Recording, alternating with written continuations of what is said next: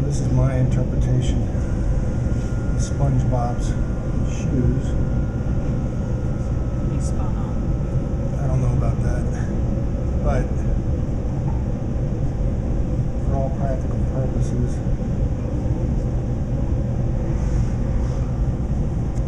okay, right? Y'all? Annie, you getting this? Why don't you get up closer? Okay. Okay. Now, we got that center point so we know exactly where our tie is. Boom, boom.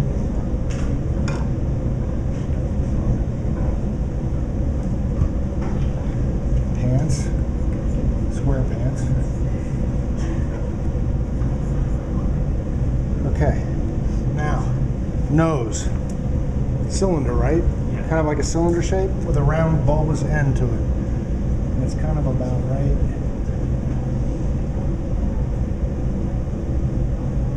And it's got sort of a sphere on the end of it. So see how I start with that? I try to draw the points. You need something? You looking for something? Yeah. What do you need? A what? The ball to your earring. Okay. Could you suspend it, the search, until this is through? And I'll help you find it.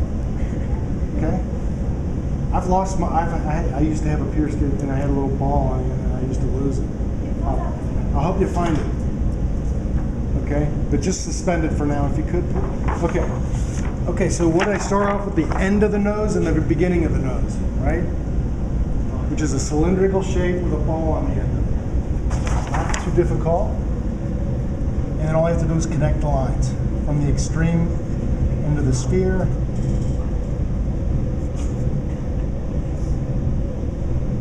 Do I have that tapered nicely? It's not great. Okay, and the eyes are what? Two giant big basketballs, sized looking balls. And they're completely detached. They're not even sunk in the head. So these are like eyes. Could you imagine if you actually solved this reality?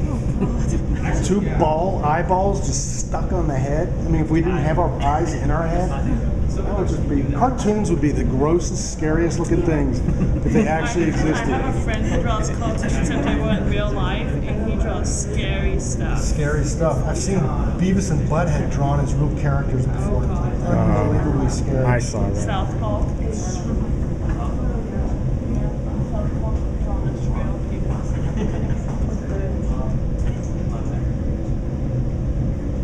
Let's see. I hope I get this right. It's something like this. Two balls sitting on the surface of that sponge face.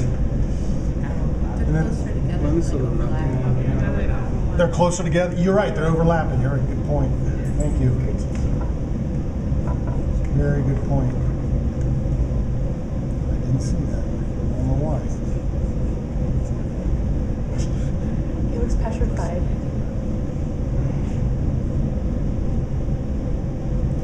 Yeah, you're right there. And then his cheek overlapping the eye. It overlaps the eye, you're correct. So the cheek could be drawn as sort of like another spherical shape. So you could just draw it like that. And that's where the mouth comes off of that. Okay, and we get the eyeball in there. Or the pupil.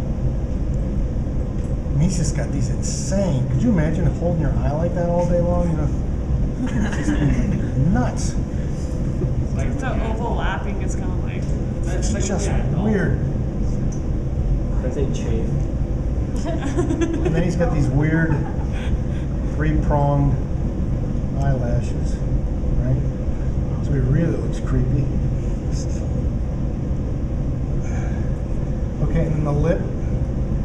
So, in drawing the mouth, if you did a bird's eye view transparent of the head, the mouth is a horseshoe, right? Does that make sense? You go around like that? So you want to at least be thinking about it in terms of that construction.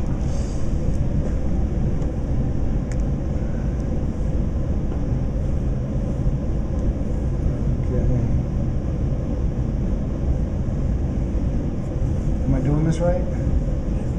His lip seems smaller. The what seems smaller? His The lips lip. seem smaller, closer to the nose. The lip, It's a little bit closer to the nose. Okay. It might be. You have the mouth really close to what his sleeve is. Well, this sleeve is on the other. You can't even see that. Yeah. In other words, that's going to be gone.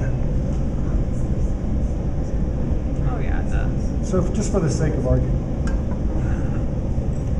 That was Okay, it. so you can see the bottom of the mouth is sort of like mimicking that horseshoe thing that we're talking about. It's sort of like Cleft chin, he does have. He's a butt chaser. butt chin. Family Guy. I'll call it something And there's 2 buck teeth, else. Oh, which is pretty easy. I know I don't have this dead on, but and then he's got the tongue and his goofy lip.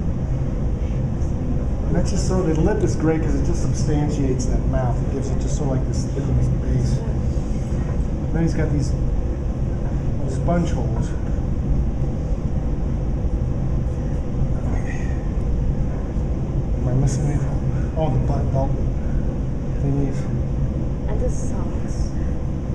Oh yeah, the socks. Oh, socks. Yes, those are just stripes, aren't they? Yeah, just like that. He's got. Boy, I made his side too thick. Too thin. No, his side's too thick. Okay, so Middle-aged.